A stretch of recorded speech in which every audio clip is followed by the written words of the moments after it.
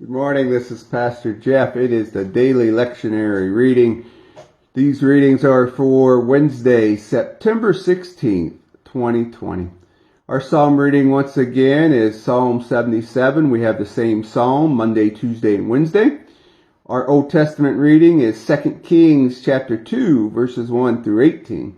And our New Testament reading is Mark chapter 11, verses 20 through 25. Let us hear our readings for the day. I cried out for God.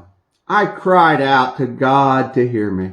When I was in distress, I sought the Lord. At night I stretched out untiring hands, and I would not be comforted. I remember you, God, and I groaned. I meditated, and my spirit grew faint. You kept my eyes from closing. I was too troubled to speak. I thought about the former days, the years of long ago. I remembered my songs in the night. My heart meditated and my spirit asked, will the Lord reject forever? Will he never show his favor again? Has his unfailing love vanished forever? Has his promise failed for all time? Has God forgotten to be merciful? Has he in anger withheld his compassion? Then I thought, to this I will appeal. The years when Most High stretched out his right hand. I will remember the deeds of the Lord. Yes, I will remember your miracles of long ago. I will consider all your works and meditate on all your mighty deeds. Your way, God, are holy. What God is great as our God? You are the God who performs miracles. You display your power among the people. With your mighty arm, you redeemed your people, the descendants of Jacob and Joseph. The waters saw you, God. The waters saw you and withered. The very depths were convulsed.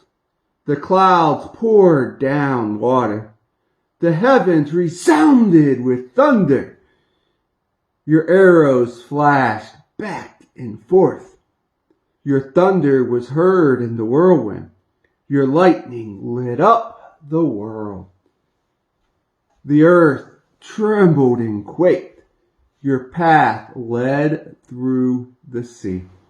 Your way through the mighty waters.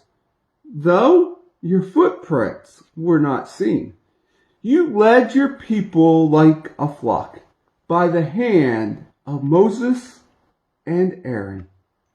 Our Old Testament reading today comes from 2 Kings chapter 2, verses 1 through 18.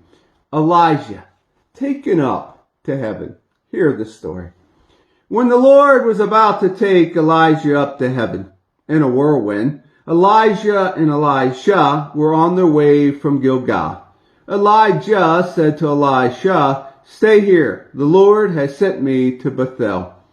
But Elisha said, as surely as the Lord lives and as you live, I will not leave you. So they went down to Bethel.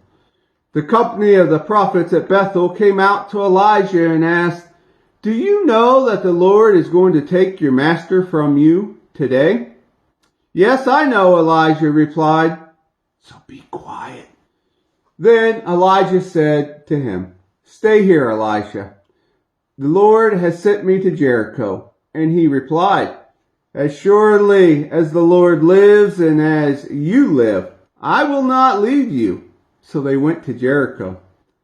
The company of the prophets at Jericho went up to Elisha and asked him, do you know that the Lord is going to take your master from you today?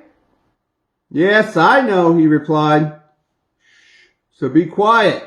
Then Elijah said to him, stay here. The Lord has sent me to Jordan.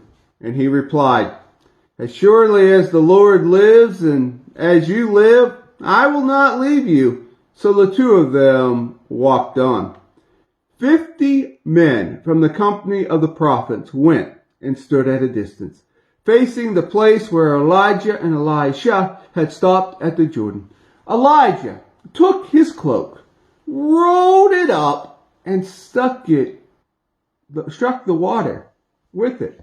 the water divided to the right and to the left, and the two of them crossed over the dry ground.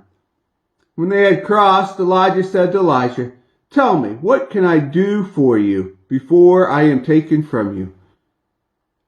"Let me inherit a double portion of your spirit," Elisha replied.